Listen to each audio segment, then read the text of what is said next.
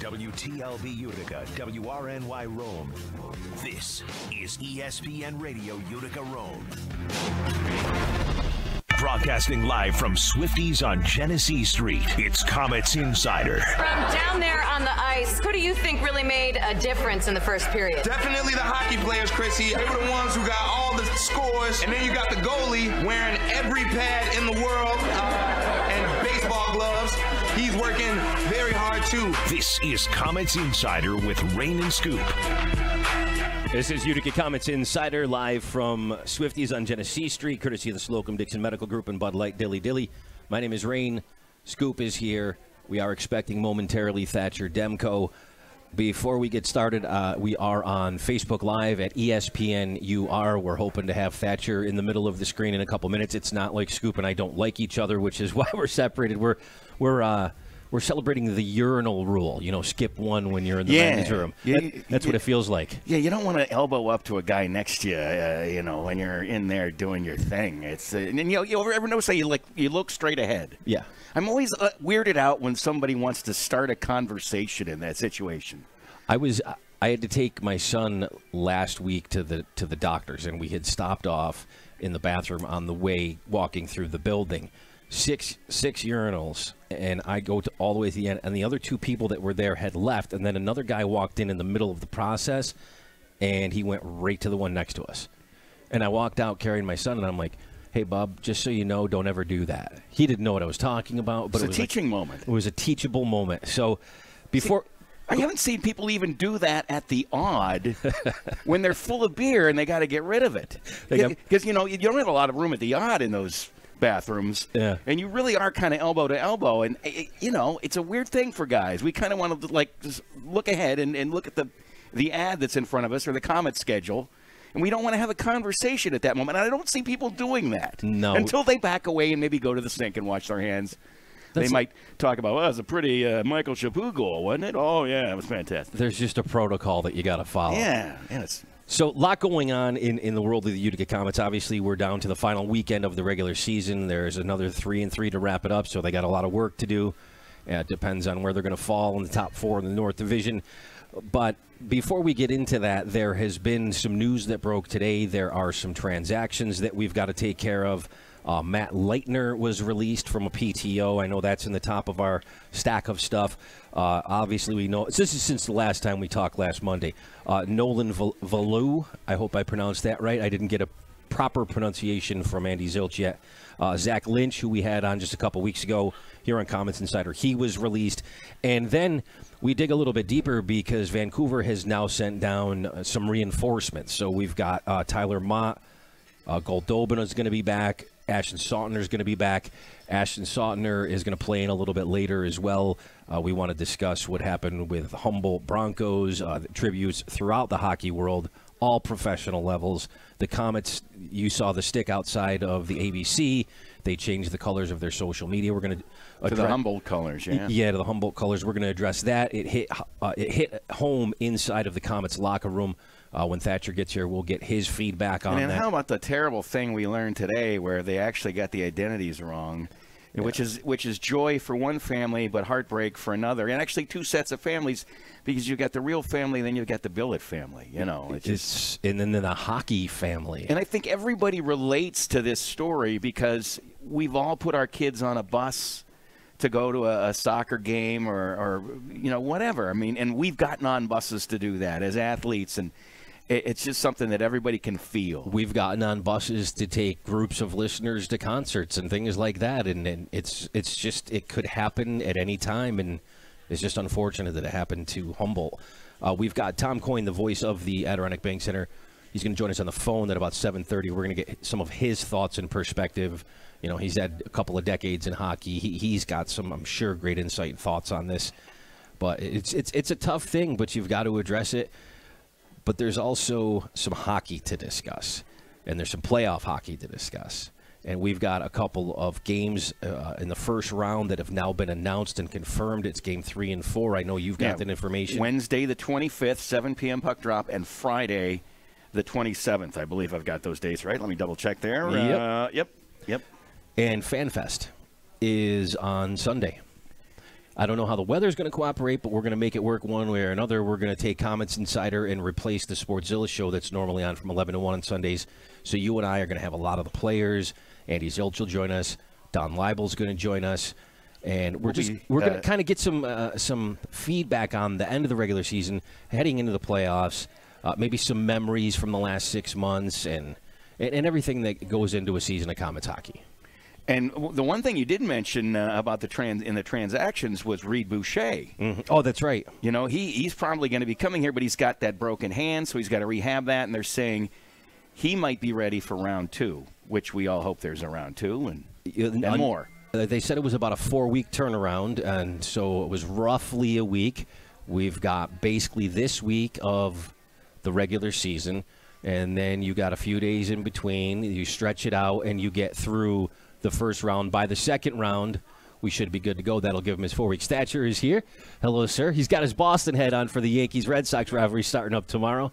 We'll bring him back over here. Welcome, Thatcher. Glad to have you. You were certainly in the mix of the action in Syracuse there, a little fisticuffs, and I was curious, you were unhappy with the refs at the end of the game, giving them a piece of your mind. What's your takeaway from that game? That there's some frustrations there, obviously. Yeah, we're just a bunch of competitive guys on the ice, so there's a little bit of a tussle there in the first, and then as the game went on, we were just trying to find a way to score, and ended up not going our way. But overall, I thought we played a pretty good game. Obviously, Syracuse is a good team, so we were just trying to stay in the game there and maybe sneak out a point or two. So.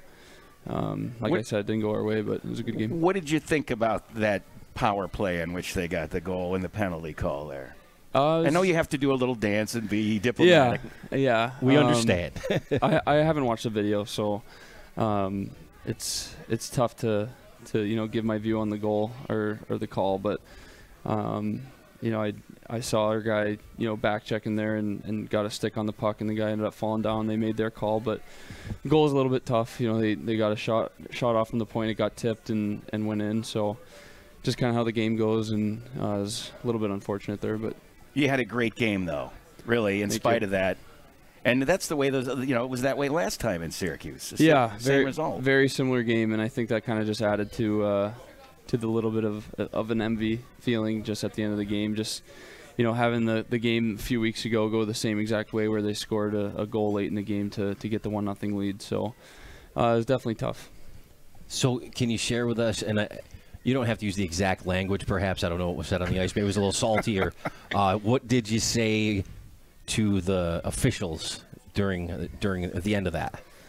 During the end of the game there? At the end of the game there, yeah. I actually didn't say anything. I learned my lesson in Wilkes-Barre. I don't know if you remember that game, but that game I ended up saying something and got a penalty for it. So I learned my lesson there, but I kind of just was a little bit salty getting off the ice.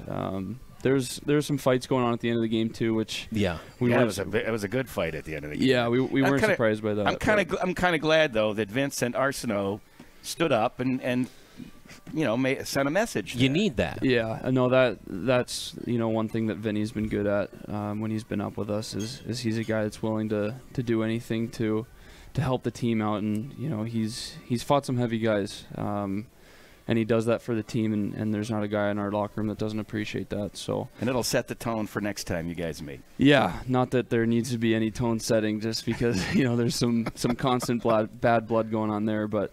It definitely raises the stakes a little bit. The rivalry between Syracuse and Utica, as you know, being 2 full seasons here, as far as the fans are concerned, it's a big deal. But it's really starting to feel like, especially the second half of this year, that the players, you guys, really feel that too. Like, you generally just kind of don't like them out there. Yeah, I mean, you play a team so much. That's what it is. Yeah. You see them a lot, and I think it's upwards of 12 times throughout the year. So.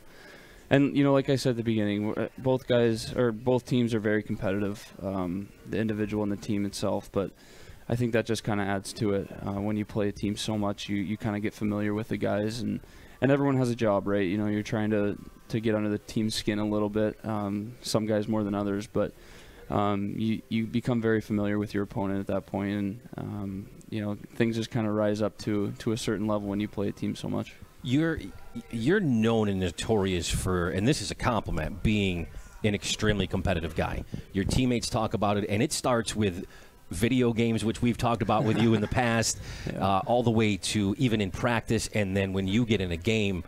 When you get a little bit pissed off on the ice, do you find you play better and can focus more, or do you need to, have you learned maybe to maintain a calm when you know you're getting, the blood's pumping a little bit? I definitely try to stay calm. Yeah. I think, especially in the game, I think having some extra competitive juices can kind of distract you from your ultimate goal, which is to win the game. No, in practice sometimes it can get the better of me. And, I've been working on that a lot this year, is just, kind of taking things as they come. But, yeah, I'm definitely a competitive guy just with everything that life kind of throws at me. But Understood. Yeah, and I think you kind of saw that a little bit in Syracuse the other night, and kind of things escalated a little bit there in the first period. But I think it's definitely something that you have to have as a hockey player. Absolutely. Thatcher Demko is joining us, number 30 from your Utica Comets. I'm sure you all know that. AHL All-Star this year. He got his first NHL game in this year. Called up under emergency conditions, but it got you a game. He's joining us here. Swifty's on Genesee Street for Comets Insider on ESPN Utica Rome. I'm Rain. Scoop is here. We've got to talk about it, though. We've got to talk about that NHL game. Let's just get right to that. Congratulations. Yeah, it was awesome. What a thrill Thank that you. must be to have got that win. And it's a good team you beat. The Blue Jackets, that's a playoff team there. You've got to obviously you had commented afterwards when they scored some of the goals at the end of that game. You were still having fun. You commented that you thought the posts might be bigger in the NHL than the AHL because they rung the post a few times. Tell us about the experience. It was crazy. It was obviously a dream come true. There's going to be a lot more of those, buddy. Let me tell you. Yeah, I mean, let's hope so. But I got in really late the night before. I think I got to my hotel room at like 2:30 in the morning. We heard it was a travel nightmare. Yeah, I mean that's just kind of how it goes with us being here in Utica and the farm team and them being in Vancouver. So, but the time change definitely got me a little bit. Yeah. But I mean I woke up that morning a little tired, but at that point it's just all about enjoying the experience, and luckily my family was in San Diego, so they were able to get up to Vancouver relatively quickly, and they were there for that. So that was a great experience, and I just had a ton of fun. I was just laughing the whole time and had a huge smile, and a little bit scary at the end. Had a good 55 minutes where I was playing pretty well there, and then they ended up getting some goals and forcing overtime, but overall it was just a great experience. Talk about any moments or any conversations you might have shared with the Sedins over the course of that game or the time that you were there. I mean, all of my experiences with them have just been phenomenal. I mean, you see it all over social media with them, announcing their retirement, and just the response they've gotten from tons of players around the league, different coaches, and it was way bigger than just Vancouver Canucks fans. No, it was really the entire community, which was really cool to see because they deserve nothing short of that. But I mean, they've just been great to me, and it was crazy that I was there for the meeting that they announced their retirement. For the 2 days I was there, 1.5 days or whatever it was, I got to be there for that, and it was just a really cool experience that I'll never forget. Kind of shifts the focus off you a little bit too, though. Yeah. Because they've been. You're talking about a fan base up there that's been clamoring for you to make an appearance up there a good part of the year.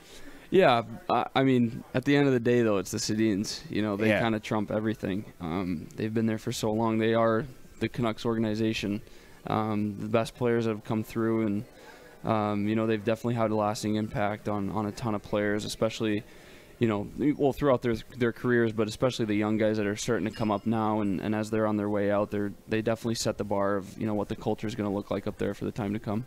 I remember meeting your dad, and your dad being here when you made the AHL All-Star team this year, and of course ended up winning the whole thing. That was some fun hockey, that 3-on-3, that final game, and your mom and everything else, and then obviously your parents got to go to your first NHL game. It's a little different than the AHL All-Star game, I think, the magnitude. It's the NHL. What was the after the game hug and conversation, and what was all that like in that? Whatever you want to share. If there's parts of it are probably private because it's family, but what can you share about that? Because being a dad myself and things like I just imagine, there was some laughs, maybe a little bit of tears and some pride and some serious pride. Definitely a little bit of tears, for sure. I mean, it's obviously an achievement for myself. For sure. But at the same side of the same coin, it's them too. They've done so much to get me to that point. It's definitely a team effort. So after the game, I saw my dad was waiting there. I was going to show him around the locker room, and I gave him a hug, and he was like, "Dude, you just played in the NHL." Like, yeah. Like, when you're in the moment playing in the game, you kind of have to put your feelings aside and focus at the task at hand. But when everything calms down, everything's said and done, you kind of sit back and you're like, dude, like that really just happened. Like an accumulation of all these years of, all the effort and the sacrifice and the support from so many family members. And my parents being at the forefront of that. It was really cool to share that with them. Well, kind of a crazy tie-in too, back when you were about 7 years old, fell in love with Marty Brodeur. That's why you have the number. He played here, as you know, the history in Utica when the Devils were here for a season. He's your idol. You see him win the cup, and then you come through Utica to then go get to that moment. There's just some really awesomeness around all of that. It's a harmonic convergence of sorts. It sure is. A hockey harmonic convergence. We'll get your thoughts on Martin Brodeur being your idol, and we've got a whole bunch more questions for you. Thatcher Demko is joining us from the Utica Comets on Utica Comets Insider. We're live at Swifty. Stop down, grab a beer, grab a bite to eat. I'm sure he'll take a picture with you if you want to do that. This is ESPN Utica Rome. We'll be right back. This is Comets Insider with Rain and Scoop, broadcasting live from Swifty's on Genesee Street on ESPN Radio Utica Rome.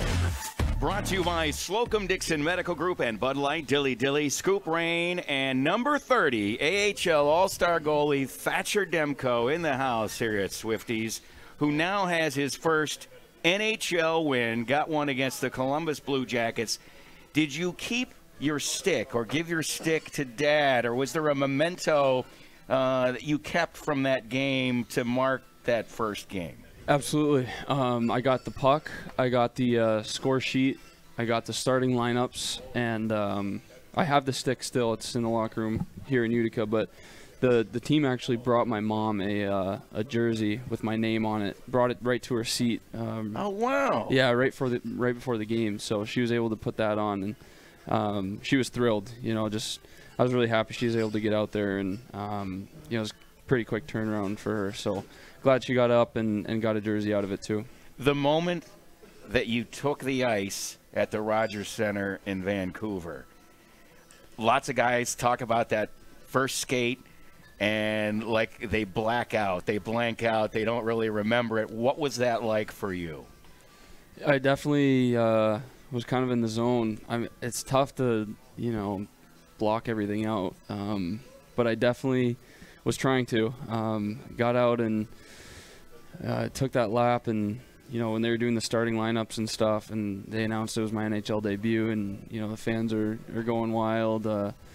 It was a really cool experience. I mean, I just tried to soak it all in, and it's definitely something I'll remember forever. I, for one, think that's where you're going to be next year.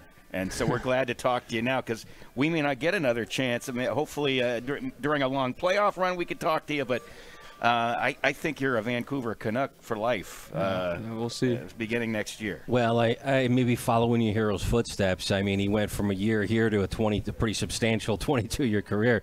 I mean, I hope it goes even half as well. And you've done, I mean, you're talking about one of the best to ever play in the game. So what did Travis Green say to you in your interactions? Obviously, with the experience of him coaching you here last year and then getting the opportunity to go up and get that game in with him this year. Yeah, I mean, being able to have a little bit of familiarity with Travis definitely helped when I got up there.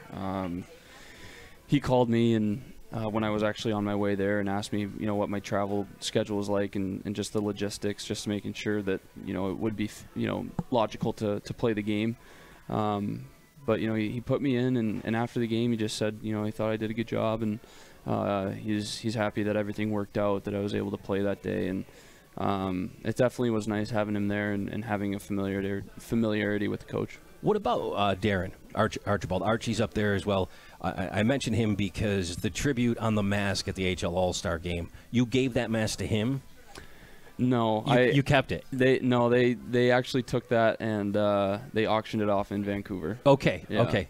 What did he say? What did he say about that to you? Because that's pretty awesome. Yeah, well, Archie's my boy. Him and I are really good buddies. Yeah. And he's the guy here in Utica. So when they instructed me to make a mask that was solely about Utica, and I took some time to sit down and think, when I think of Utica, what comes to mind? And I had a ton of the stuff. I had the 5-year anniversary logo. I had Hotel Utica. Yeah. I had a ton of stuff about Utica on there. And then I think the Stanley was on there too. Yep, the Stanley was on there. And then Archie popped into my head, and he's got 2 nicknames. He's got the Mayor and the Big Bear. And the Big Bear. He's the Big Bear. So I got the Big Bear up on the back plate there. He's up on his paws, roaring or whatever. And I got Arch 2.5. But yeah, it was a cool tribute, and I got a picture of him with the mask, so it was cool to do that for him. For those that don't know, he's also got a Big Bear tattoo. I think it's on his left arm. He was in with us one point, and he had gotten the tattoo earlier that day. And we're like, dude, you're going to go out and play a hockey game right after a tattoo? I need like a week to recover. I'm like, my poor arms. Yeah. Yeah, he could run for mayor of this town. I'm pretty sure he would win. He would probably win at this point in time. Like, solely all the votes would be for him. There would be no other candidate that had a chance. He is, man. He's a popular guy, and he's a grit guy doing what he's doing up there now. But guys like Arsenault are filling the void of him, and I wonder if you guys sensed the loss of that grit, because he was a guy that always played physical no matter what. Some guys more so than some games more than others. You know what I mean? They're a little bit more physical, but his presence and his respect in the locker room and him setting the tone and everybody else follows had to have been missed by you guys. Yeah, absolutely. I think Arsa's doing a great job doing what he does. We talked about that earlier. But at the end of the day, it's Archie. He definitely has a presence in our locker room. He's been here for a while, and the guys definitely respect him. When he's in the lineup, there's a certain feeling in the locker room where, it's just how it is. He's a leader, and he's a guy that other guys look up to. So I don't think he's a guy that you can replace. But like I said, I think Ars and other guys are doing a great job of doing what they can to replace his presence. Got the last 3 games of the regular season, a 3-3 coming up this weekend. Obviously, I'm sure Richard's going to get in a game as well.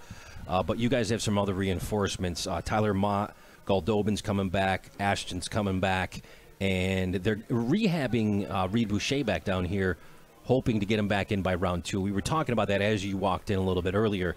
But some positive reinforcements. For a long stretch, there was no shutouts, and then all of a sudden, the team got shut out a bunch of times. So to have these guys and that firepower looking at a playoff run in 3 games, it's how do the guys feel about these guys coming in here and the different changes again to this roster that's had, 53, 54 guys, something like that? Yeah. Even to the very last game of the season, there's roster changes on this team.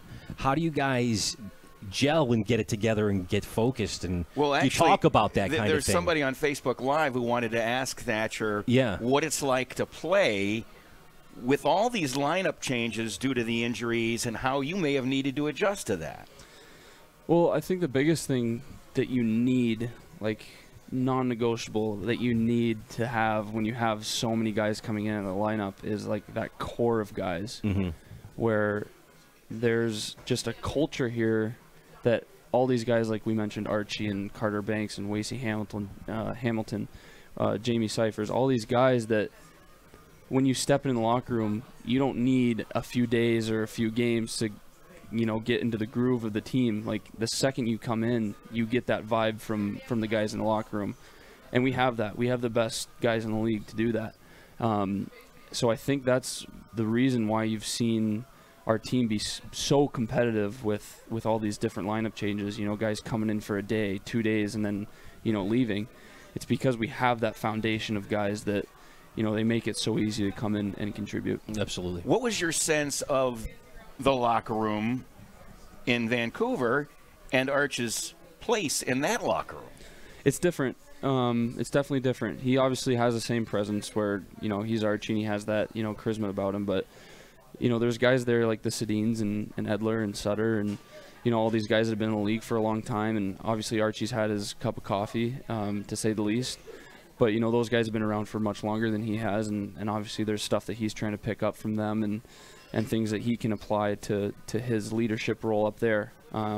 And I think, obviously, I'm really happy for him being up there, and I think he definitely deserves to be there. But I think as you see him spend more time up there, he's going to start to develop the character and the leadership role that he had down in Utica, and he'll kind of fall into that place up there. Yeah, he seems to be a fan favorite up there, too. Did you talk to Markey at all? Because Markey obviously had the Calder Cup, the deep, right into the finals. He lost in the finals in Season 2 of the Comets being here. Have you guys is that something you guys talk about at all? You know, what to expect, because the crowds here are kind of legendary in the league now, but it's on another level in the playoffs. Right. Yeah, I've heard that.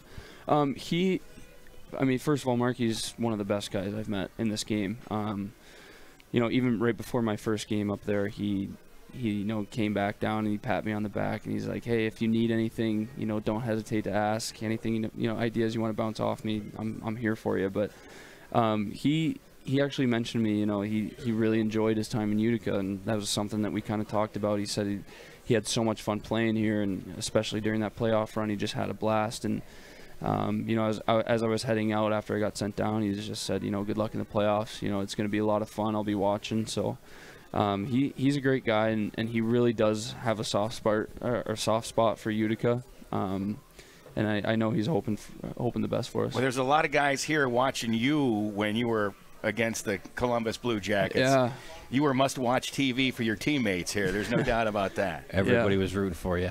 Yeah, no, it was awesome having a few guys tune in there. All right, we're up against the break. Thatcher Demko, goalie for the Utica Comets, joining us. Comets Insider is on ESPN Utica Rome. Scoop and Rain, and we'll be right back. Andy with Don Leibel. Yeah, boy! Broadcasting live from Swifties on Genesee Street. This is Comets Insider with Rain and Scoop on ESPN Radio Utica Rome. Stepping in this week for Ask Andy will be everybody else. Scoop, Rain, Thatcher Demko, goaltender for the Utica Comets, number 30, is here. AHL All-Star goaltender, and maybe in a few weeks, Calder Cup champion. We'll see what happens with all that. I like the sound of that. I do like too. that. I had to throw it out there, man, because we're rooting hard. Andy Zilch also likes to remind me, because I have basically asked for Thatcher to join us on this week after week after week, that I have a big crush on Thatcher Demko in a sports fan kind of way. Well, you should have texted me. I would have been here a lot earlier. But I've been so pumped to talk to you for the season, so we're really glad that we got a couple of more minutes with you. And we also welcome on the voice of the Utica Auditorium, Tom Coyne. He's joined us on the phone. There's a sort of a serious subject that we want to get to, but before we get to that, I definitely need to ask not only Tom, but I want Thatcher's thoughts on this. Based on the injuries and the PTOs and all the roster fluctuation and everything else that this team has dealt with this year, and we said this to Trent Call last week, is he the AHL Coach of the Year in your mind? I don't know who else it could be. He didn't get it today, unfortunately. Oh, did it come out today? It came out I didn't today. catch the news. Who got it? Manitoba. I missed the press release.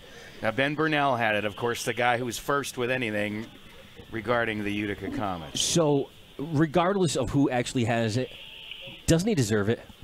I mean, who else could it possibly be? He's up there for sure. Yeah, I mean, what a job he's done. Talk about that. It's people don't really, you know, put two and two together. People always just look at the standings or the box score at the end of the night. But I mean, this is only my second year pro, but just how many guys we've had in the locker room. Like, there have been days where I come in and I'm like, who the heck is this guy that you know, just came in the room? And to have so many new faces and for a coach to, you know, sit down with them and try to explain our systems to them and, you know, the way he wants them to play that night, you know, because he just showed up on the day of the game. It's funny you mentioned that. Last week, 7 days ago, he said the same thing. He goes, I'm in like the 68th game of the year, and I'm still running systems with guys. I should not be doing that at this point in the year. Yeah, it's crazy. It's like some of our video sessions are, you know, day one stuff of, all right, this is what our D zone is going to look like. Just because we have, you know, 5 or 6 new guys in the lineup that, you know, aren't accustomed to playing the way that we play. So it's been incredible. I'm sure he has been dealing with a little bit more stress than he's let on to the team, which any good coach would do. But he's been great. He's been doing a great job with what he's had to work with. I reject him not winning it. I don't care what anybody says. He's my AHL Coach of the Year. Tom Coyne, take it from there. What do you think? I'll tell you this, and first of all, let me just congratulate Thatcher on his first NHL victory. I was one of those guys that was glued to the TV set watching it along. Thank you. Here's one perspective you got to keep in mind about this, about Trent. It's not only the number of guys that he had to have shuffled through his system, but what he accomplished with them. He finished in the playoffs. He went on a streak where they were just the hottest team in the AHL with that many turnovers in one of the toughest divisions in the AHL, with the Marlies, with a defending Calder Cup participant in the Syracuse Crunch. I mean, I like, Manitoba had a good season. There's a couple of other guys you can make an argument for. It would be tough for any of those arguments to supersede. And he's a first-year head coach, having to put up with all of the stuff that goes along with being at the helm. That, to me, totals up to be Coach of the Year. So on a serious note, I do want to get you guys' thoughts as well on, I think, a pretty obvious thing, what happened with the Humboldt Broncos, being that it's been the talk of hockey, and it hit home in the Comets locker room. It was Ashton Sautner's, what was it, Scoop? He's got a relation. His uncle is with the team. And Brendan Woods was born there. Yeah. He's from there. Mike Babcock, the coach of Toronto, was almost in tears in a press conference. And anybody that's played the game, whether it's your family, even Scoop looked at the Billett family or the hockey family in general, it kind of knocked everybody back a little bit with what happened. So I want to hear what you guys thought about that. What are the guys talking about in the locker room? I'm sure there's been some heavy conversations. And it's definitely something that you bring to the rink with you and even you take home. So we'll start with Thatcher. It's it's devastating. Yeah. I don't really have words to tell you, what that would even be like. It's there's just such a bond that happens between a team, especially in junior. Where everyone's the same age, everyone's going through the same thing, trying to get to the next level. There's just such a bond that takes place on the bus. You're sitting with guys so cramped, so uncomfortable, and you're truly bonding with a guy, at the most sincere form. And just to see those kids and remember, me playing junior hockey, playing in the USHL. Couple years. Yeah, 2 years, it's only right? been, I played there for 2 years, and it's only been a few years since then. I feel like I resonate with that group of guys so much, and like you guys mentioned, I feel like everyone in the hockey community knows someone that is directly, affected by this situation. And Brendan Wood's brother actually played for the Broncos and knew a few of the guys that were affected by this situation, and it's such a hard thing to realize and try to wrap your head around. I mean, guys on our team were logging into the ceremony they held last night. Yeah. A few guys had to shut it off. They can't. It's too hard to watch. And the game before Syracuse, everyone put money on the board for the team. I think everyone had put a minimum of $100 up, and we all collected that. We're going to send that out to the team shortly here. And a guy like Jamie Cyphers, right after warm-ups, right before the period started in the first there, he stood up in the locker room, and he's like, we have a lot to be thankful for. We're all here together. We get to play hockey together, and just take advantage of that and go out and play, with a little bit of respect for all the guys that have suffered over the last week. So yeah, for sure. It's tough to take in, and the hockey community is just surrounding around them, and it's really amazing just to see how much support they're receiving from people all over the world. I think you did a very good job conveying some very kind words about a very tough subject to talk about. Tom Coyne still on the phone. It's Comets Insider live from Swifty's. We'd love to hear your thoughts about this as well. Well,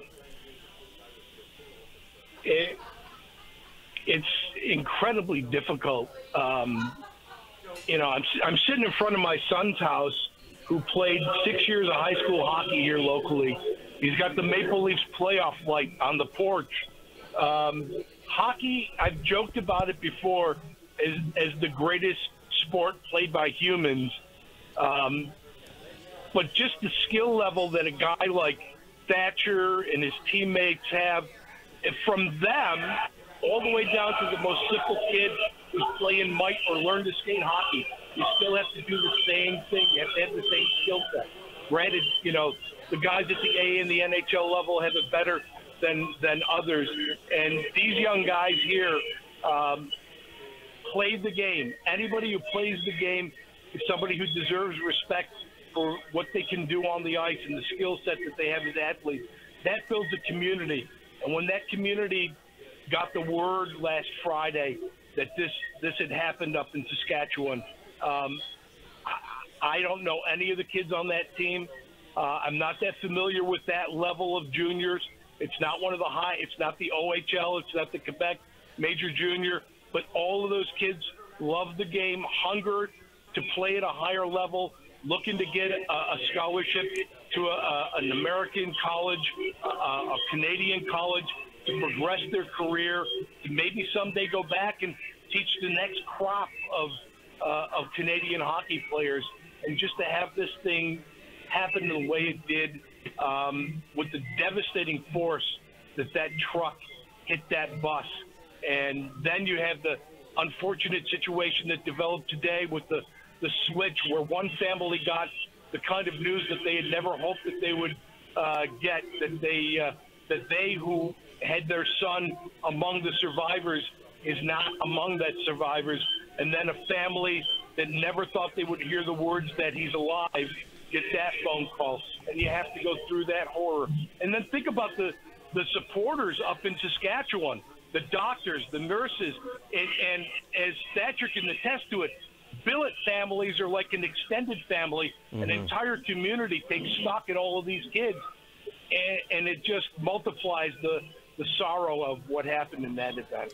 I think what a lot of people in America, the United States of America, don't get, besides maybe the family of a Thatcher Demko, who mentioned earlier how his first NHL game was something that the whole family celebrated, that they all kind of got there together. He got there with their help. It was a group effort.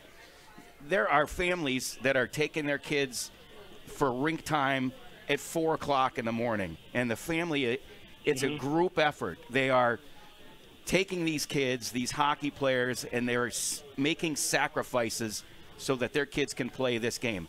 I don't know that kind of sacrifice is made by any other professional sports families. Yeah, you take your kids to soccer practices, but you don't got to do it at 4 o'clock in the morning. You don't get ice time at 2 a.m., and these kids are going to do that because they can play. And as such, I've always felt and I've always believed that hockey players have a greater reverence for their sport than any other professional athletes. It's tough to argue that point. I think that's been on display ever since this has happened. So the last thing I'm going to ask you guys about, I'm going to switch gears a little bit. Didn't mean to bring. Yeah, try to switch gears. It got heavy. It got heavy. I understand. How can it not? Hearts are broken. Well, families have lost loved ones, and something that needed to be addressed. I think it's top of a lot of people's mind, and you speaking on it, Tom speaking on it, Scoop speaking on it. I think it helps a lot of people. Last thing I wanted to ask you, Thatcher, is sit back and think about the 2 years you've spent here in Utica. Obviously, you got a few more games, and you got the playoffs and things like that. A couple of just anything related to Utica, your experience and time here, on the ice, off the ice, friends you've made, places you've gone, people you've met. Maybe project yourself a couple years in the future. And what are a couple of those prominent memories of your time as a Utica Comet? Yeah, I mean, it's just a lot of fun. I mean, we have a great group of guys here. Everyone's hanging out outside the rink, which I think sometimes is hard to find in professional hockey. But everyone's really good friends, and everyone wants to be around each other all the time. And when you have that kind of camaraderie, it makes coming to the rink a lot more fun and a lot easier. And then obviously just the atmosphere of Utica as a whole. It's really geared towards hockey, and We get a ton of support from really just everyone. You know, the coffee shops and you know, the restaurants, team stores, and you know, everything. So you sense that when you're out in the community. Oh, absolutely. You know, people, you know, they always wish you the best, and that's something that you know you try not to take for granted, and something that you try to thrive off of. You know, as you're going throughout the season, and then obviously now heading into the playoffs. And Thatcher, there's a whole lot more memories to be made, brother. Absolutely. Yeah. Tom Coyne, thank you for your words on the phone and for taking some time to talk about this pleasure. with us tonight, and we'll talk. My pleasure. Once again, Thatcher, always enjoy getting that announcement. Now in goal for your Comets, number 30, Thatcher Demko. Yeah, thank you. All right, thanks. Build it up a little bit bigger, though. Yeah. We're going to take a break. I think we already went over. We're up against the clock. It's Comets Insider live from Swifty's on ESPN. Brought to you by the Slocum-Dixon Medical Group and Bud Light. Dilly, Scoop, Rain, and Thatcher Demko was here. And if you missed it, we're going to have this podcasted later. Of course, the Facebook Live will be up on the ESPN Utica Rome Facebook page. Let me just interject. You can get this on iTunes, Google Play, ESPNUR.com. It'll be there. It's on SoundCloud. And, at ESPNUR, you'll see it on social media, Facebook and Twitter, everywhere. We'll be tweeting it later, obviously, links to it and what have you. But 3 games left, and then it's the playoffs. Crunch. Then you got Belleville. That's an away game sandwiched in between, and then they return home. Final game of the year, 3 o'clock, Binghamton Devils. And the Fan Fest going on. We'll be broadcasting live an edition of Comets Insider. Before the game, there'll be a red carpet. We're going to talk to some players as they enter the arena, the Odd. And it's going to be kind of like a Hollywood red carpet, but it's Utica style, baby. Calder Cup champion Thatcher Demko. I like the way that sounded. I definitely like the way that sounded. And Trent Cull's still the AHL Coach of the Year, in my humble opinion. I think we're out of time. I don't care what anybody in Manitoba says. I think we're out of time. We're getting the music, so it's all up to you, man. Go Comets!